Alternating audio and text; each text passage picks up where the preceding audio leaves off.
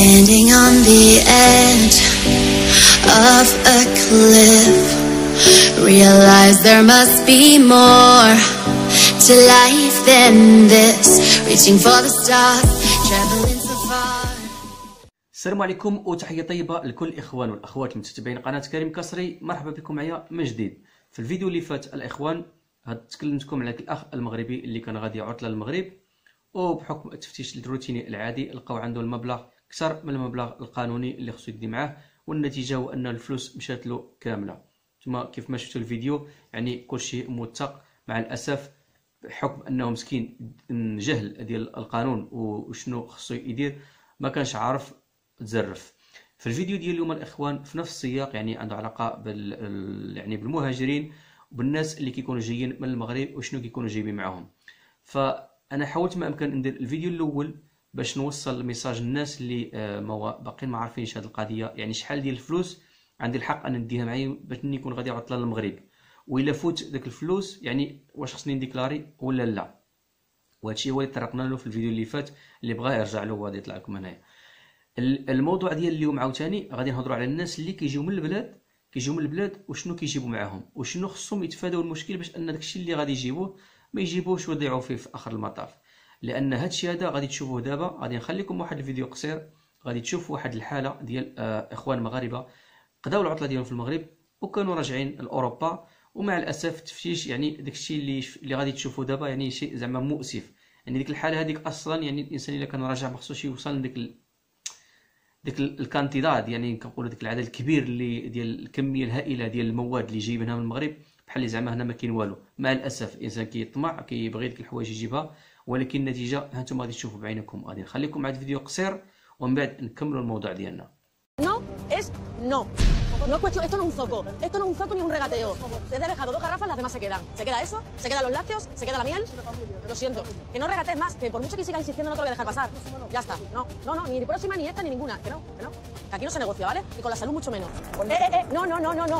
Che, que ya se han quedado 2, ya se han llevado 2. Uno la guarda, el otro quiere venir por más aceite, y en fin, en general. A ver, che, ¿se acabó? Vuelven y siguen y continúan, y si te despistas volverán para acá y se querrán llevar otras 5 más y te dirán que no han cogido ninguna.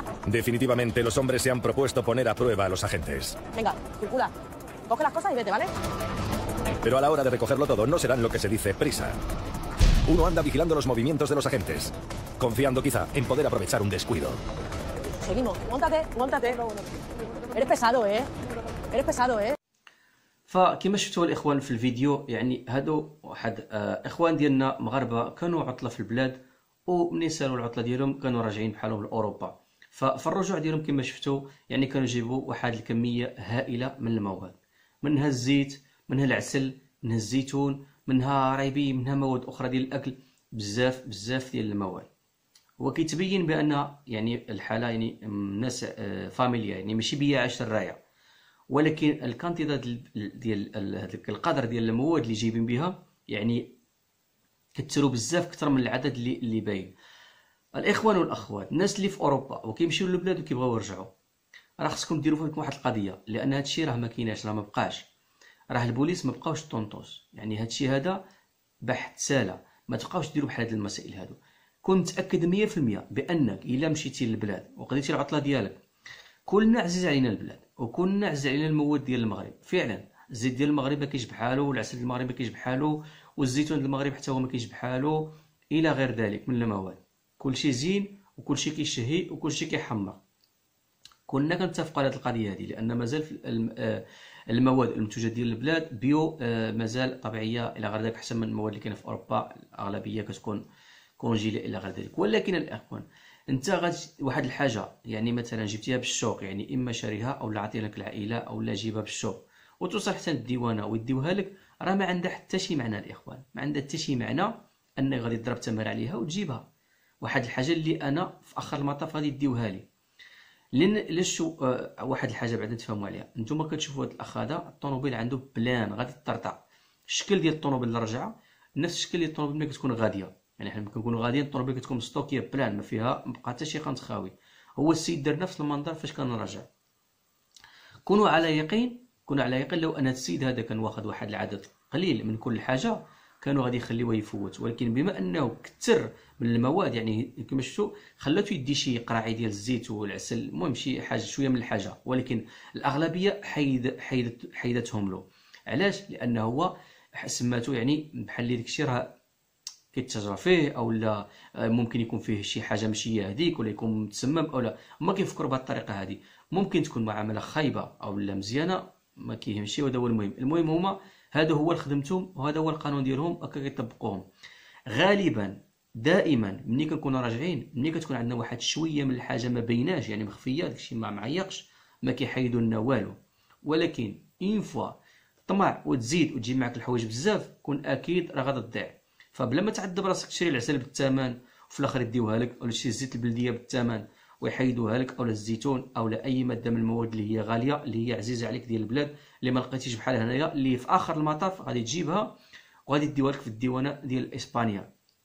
وهذا الشيء هذا راه ماشي هذا هو الحاله الاولى او الثانيه او الثالثه، هذا الشيء هذا ولا حالات متكرره. بالنسبه للبنادم اللي باقي ما طاحش في هذا الموقف، فمن الاحسن اختي ولا اخي بلا ما تحمق راسك وتطيح في هذا الموقف. ملي تمشي للبلاد فاكاسيونيست بغيتي تتبرع، كون مع راسك الزيت والزيتون والعسل وتمتع داك الشهر ديالك، وملي تكون رجع الا بغيتي تجيب وعندك شي عزيز، على الاقل جيب واحد القرعه من الحاجه. انا شخصيا وقعت لي هذا نفس المنظر هذا. كنت في المغرب حتى انا عطله بحالي بحال الناس كاملين مع العائله، ضحكنا هيدا دوزنا العطله ديالنا، ولكن فاش كنت راجع عطاتني وحده بيدو ديال الزيت وبيدو ديال الزيتون، يعني خفيف في ظريف. الباليزه ديالي ولا غير ذلك الماتريال اللي كتشري التويشيات ديال المغرب واللي كيعجبونا، الحوايج اللي ماشي ما عندهاش علاقه بالمواد ديال الماكله، يعني الحوايج ديال هذا فاز، هذا طاجين، هذاك ما يهضروش معاك. كتشري حاجه من الحاجه من داكشي ديال المغرب اللي كيعجبنا يكون عندنا هنا. ولكن المواد الاكل جبت معايا بيدو ديال الزيت وبيدو ديال الزيتون. يعني البوليسي في الديوانه منين حل الماليطه ديالي وشاف داكشي، قلت له هذاك زيت وهذاك الزيتون، قال لي بالي مو بيان، غادي الكابو وسير الله يعاوننا عنك. يعني ما زيروش عليا، عارفيني جايب غير تذويقه باش نقيس والصلاه على النبي. الاخوان ديالنا الله يسمح لنا منهم كيطمعوا بزاف. اما انا عارف واحد القضيه كتوقع حنا بيناتنا، اما جايب بزاف باش يدوز بها واحد المده طويله، واما كيكون جايب ديالو وديال الجيران والصحاب والحباب الى غير ذلك. فحنا كنعرفوا احنا في اوروبا بزاف بينا ملي كنكونوا مثلا عطله في البلاد، ضروري كيكون شي جارك يعني كنتساب المدينه ديالك، اولا شي واحد من العائله ولا ولد عمك ولا. فغالبا حنا في العاده ديالنا انت غادي يدي معك هادين ولدي، واحد كيقول لك غادي يدي معك هادين بنتي ولا الخويا، وانت كتجيب هاد الزيتون من هنا، جيب هاد الزيت من هنا، جيب هاد العسل من هنا. في اخر المطاف اخواني كلشي كيمشي هباء منثورا وكيرميوه في الزبل. فعلاش غادي تمحنوا راسكم على واحد الحاجه اللي ما غاديش تتم؟ هذا بالنسبه للمواد الغذائيه اللي شفتوا هاد الحاله هذه. بالنسبه للاخوان الناس اللي كتفكر انها تجيب ديك الفراران ديال المغرب، داك اللي كيخدموا بالبوطه وداك الشيء، هذوك كونوا هانيين 100% غادي يحيدوها لكم. ولان وقعت حالا واحد الصديق ديالي كان جايب واحد الفران من المغرب، هذوك اللي كيخدموا بالبوطه اللي كيديروا 35,000 فرنك ولا 40,000 فرنك، فحيدوا له داك الفران. يعني الكترودوميستيكوس من داك النوع اللي كيخدم بالبوطه كيحيدوهم 100%، وما كيخليوش المغاربه يجيبوا مسائل بحال هكا.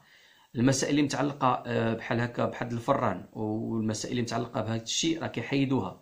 بالنسبه هذاك الكم الهائل ديال الزيت او العسل او الزيتون او رعيبي او مواد اخرى، يعني كيحيدوها لك بلا ما تحمق راسك ما تجيبش، لان غادي يحيدوها لك.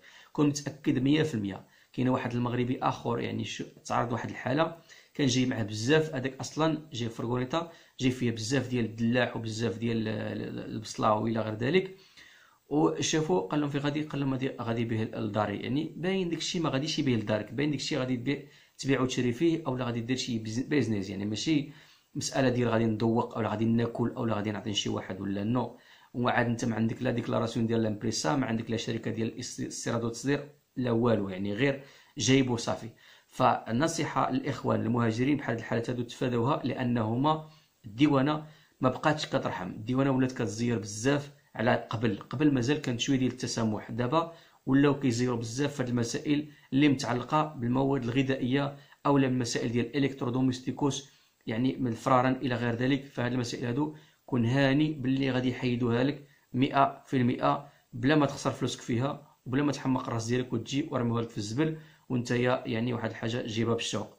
فنصيحه تفادوا هذا المشكل الاخوان، وحاولوا ما امكن الى خاطركم ديك الحاجه قبل ما ترجعوا جيبوا التدويقه وصافي، يعني جيبوا كلوا قيس كما كنقولوا.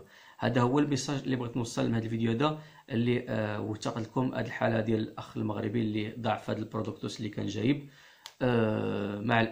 مع الاسف يعني بالنسبه للناس اللي باقيين ما طاحوش في الموقف، فمن الاحسن الاحتياط واجب من الديبار احسن ما تجيب رزقك ويمشي لك. فهذا هو الميساج الاخوان والاخوات المتابعين قناه كريم كسري. شكرا على المتابعه ديالكم، شكرا لللايك ديالكم، وشكرا للدعم المتواصل لهذه القناه. كنشكركم من كل قلبي صراحه، من كل قلبي. وهذا ملي كنلقى دعم وكنلقاكم يعني مسانديني وكتنضموا للقناه وكتعطيوني لايكات، فكيشجعني دائما نقلب على شي موضوع مفيد ونجيبه ونحط لكم، ماشي التفاهه والكلام الخاوي. نقلب على الافاده ونجيب معلومه ونحطها لكم، يعني كندير في جهدي باش القناه تكون في مستوى التطلعات اللي نتوما كتسناو منها، ماشي العناوين الكاذبه وداك الشيء الخاوي اللي ما غنستافدوا منه حتى شي واحد فينا. فاحنا كنرحبوا باي قناه اللي فيها الافاده والاستفاده الى غير ذلك. شكرا لكم كاملين، حتى نشوفوا في الفيديو القادم. السلام عليكم.